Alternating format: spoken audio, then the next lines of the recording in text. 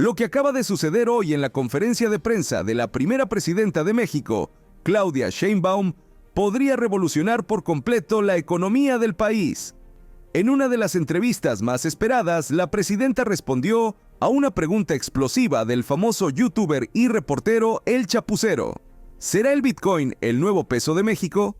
Quédate con nosotros porque te lo vamos a contar todo sobre esta declaración sorprendente que podría cambiar el futuro económico de México para siempre. El Chapucero, siempre con su toque controversial, hizo lo que pocos periodistas se atreven a hacer: desafiar directamente a la presidenta sobre el futuro económico de México. Y con esta respuesta de Sheinbaum, la pregunta sigue en el aire: ¿será el Bitcoin el futuro de México o solo una estrategia especulativa que podría acabar en desastre? Los expertos están divididos, pero una cosa es clara: las criptomonedas están marcando el futuro y México no se puede quedar atrás. México está al borde de una nueva revolución económica. El futuro de la economía global podría estar determinado por el Bitcoin, y México podría ser el primero en dar ese paso. Nos vemos en el próximo video. Síguenos, dale me gusta y comparte el video. Buenos días, Presidenta de la República, funcionarios, servidoras públicas, buenos días a todas y todos. Sósimo Camacho, de Luces del Siglo. El día de ayer se conoció que de manera preliminar México habría perdido el panel en materia de maíz transgénico, toda vez que para nosotros, nosotras, los mexicanos, el maíz pues es un asunto, no solamente es el alimento básico, es un asunto de identidad, de cultura, de biodiversidad. ¿Qué va a hacer México en ese sentido, si es que ahora se ha levantado, digamos, o se levantará esa prohibición de la importación de maíz transgénico? Sí, hay que hacer la diferencia entre el maíz blanco y el maíz amarillo. México es autosuficiente en maíz blanco y nosotros tenemos por obligación, porque es una obligación de los gobiernos, conservar nuestra biodiversidad. Y la biodiversidad no solamente es en la diversidad animal, vegetal, sino genética. Todas las razas o variedades de maíz, pues nuestra obligación es conservarlas, porque el maíz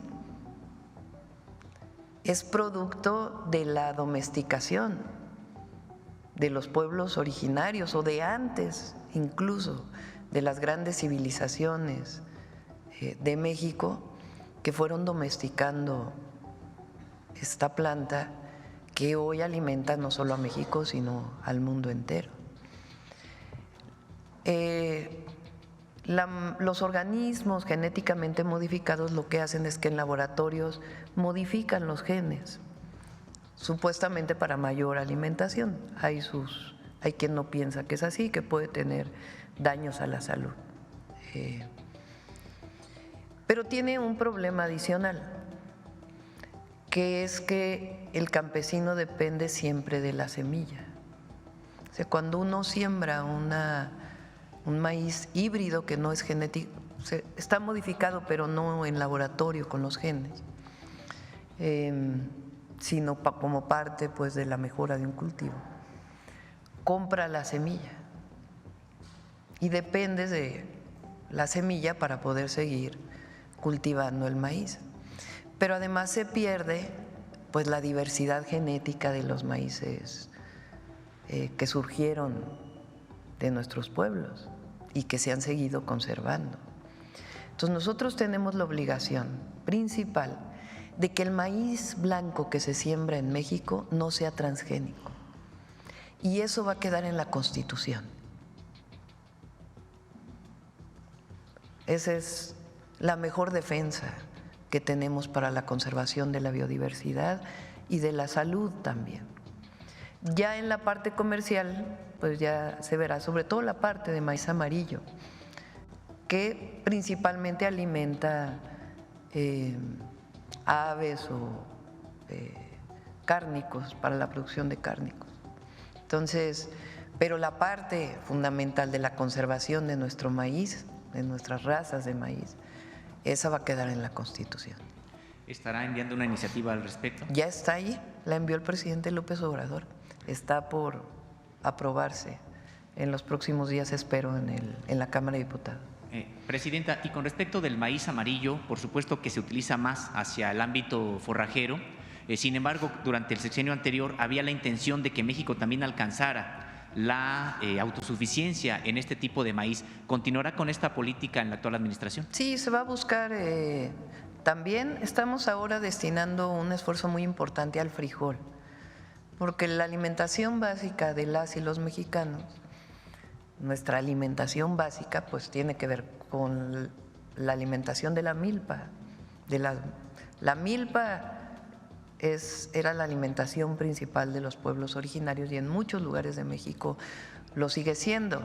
La milpa es la siembra de maíz, pero en el mismo lugar de frijol, de calabaza, lo cual, además de la diversidad alimentaria, tiene la gran virtud que conserva los suelos. El frijol, por ejemplo, fija nitrógeno. Entonces queremos avanzar mucho en la autosuficiencia de frijol, porque importamos 300,000 toneladas de frijol. Por eso este programa que anunció aquí Julio Verdeguer y su equipo de la Secretaría de Agricultura y Desarrollo Rural, y también lo anunciamos en Zacatecas, de recuperar la planta productora de semillas para ir mejorando la semilla, pero no en laboratorio genéticamente, sino la mejora que se da en los propios cultivos a partir de las distintas instituciones públicas de México y con los campesinos.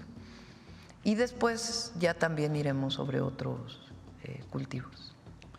Presidenta, y en otro tema, si tiene usted fecha de reunión con los padres y madres de los estudiantes de Ayotzinapa, de los 43 que fueron desaparecidos, y también qué estrategia estaría usted planteando en su administración para lograr verdad y justicia, algo que todavía se ha demorado, no obstante los avances que se pudieron realizar en el sexenio anterior, pero que también, bueno, pues quedaron precisamente en pendiente. Nos vamos a reunir pronto, estamos ahí con el subsecretario Arturo Medina, ya buscando un día de posible reunión, y lo platicaría con ellos primero. Creo que nuestra responsabilidad primero es hablar con ellos nuevos, que lo platiqué en su momento cuando era presidenta electa todavía, cómo fortalecer la investigación de este caso. Doctora, y también en ese sentido, con respecto de las escuelas normales rurales, pues este ataque a los normalistas, a los 43, pues no fue solamente resultado de lo que ocurrió esa noche, sino de una campaña que hubo durante mucho tiempo, sobre todo en el ámbito del neoliberalismo, con este programa educativo en el que todo mundo tenía que pagar por la educación, así como por los servicios de salud, etcétera. Pues las normales rurales eran un modelo totalmente contrario, digamos, a estas directrices neoliberales, porque el modelo es que son escuelas que se señala para pobres, no se paga por la educación, por el contrario, se les da una beca, hay comedor, hay dormitorio, y hay 5 ejes del normalismo rural que se generaron desde la época de la Revolución. Se ha señalado todo el legado que México le debe a las normales rurales en materia de alfabetización de las comunidades más apartadas, y durante el sexenio pasado hubo la posibilidad de que se protegiera este modelo educativo de las normales rurales desde la Constitución. Sin embargo, bueno, pues ya no se llegó, digamos, a presentar una iniciativa al respecto, y preguntarle si usted tendría la intención o su administración de retomar esta iniciativa. Sí, es parte de lo que está trabajando el secretario de Educación y parte del programa que tenemos para la SEP, y ya lo informaremos en particular. Muchas gracias. Gracias. Adelante. Buenos días, Presidenta. Aarón Díaz, del canal del Chapucero Finanzas, representando a Aguascalientes y a Tabasco. Yo tengo 3 preguntas. La primera de ellas es en relación con el Bitcoin. En primer lugar, en Estados Unidos, Donald Trump anunció que iba a ser al Bitcoin la siguiente moneda de reserva nacional, y en El Salvador el Bitcoin ha servido para lograr financiar su gobierno sin más deuda. Ahorita tienen una ganancia de $200 millones. ¿Usted ha hablado con alguien al respecto para ver si México podría hacer exactamente lo mismo? Por lo pronto no lo tenemos contemplado. Ok, y eso me lleva a una segunda pregunta. Ahorita aprovechando que está el joven, el encargado de Telecom, la CBDC, ahorita que hablaron sobre Llave México, ¿se estaría utilizando Llave México como una forma de identidad digital y de alguna forma conectarlo al peso mexicano digital que está desarrollando Banxico? Son temas distintos. No tiene nada que ver con una No, cosa con otra. Okay. son temas distintos. Y la última pregunta sobre la ley influencer que ahorita se está hablando aquí en la Ciudad de México. ¿Cuál es su opinión al respecto? Ya que en las redes se habla mucho sobre la regularización de la libertad de expresión. No conozco la propuesta que está en la ciudad, como comentas, pero yo creo en la libertad de expresión. ¿Usted está a favor de la libertad de expresión? Sí, totalmente. Ok, muy amable, gracias. Uno de los ministros dice que su propuesta es anular a México del TEMEC. No. Es una propuesta que no tiene futuro. Recuerden que cuando se firmó el TEMEC, México abogó por Canadá. Porque había en algún momento de la negociación la intención de Estados Unidos de que la firma solo fuera con México. Y en aquel momento México dijo, no, somos 3 países. Y se firmó nuevamente con 3 países. Entonces, no tiene futuro esa propuesta. Está generando mucho ruido, sobre todo en redes sociales. Mucha gente sí lo ve como preocupante y por eso… No tienen de qué preocuparse. Los beneficios para Estados Unidos, principalmente del TEMEC, son muchísimos.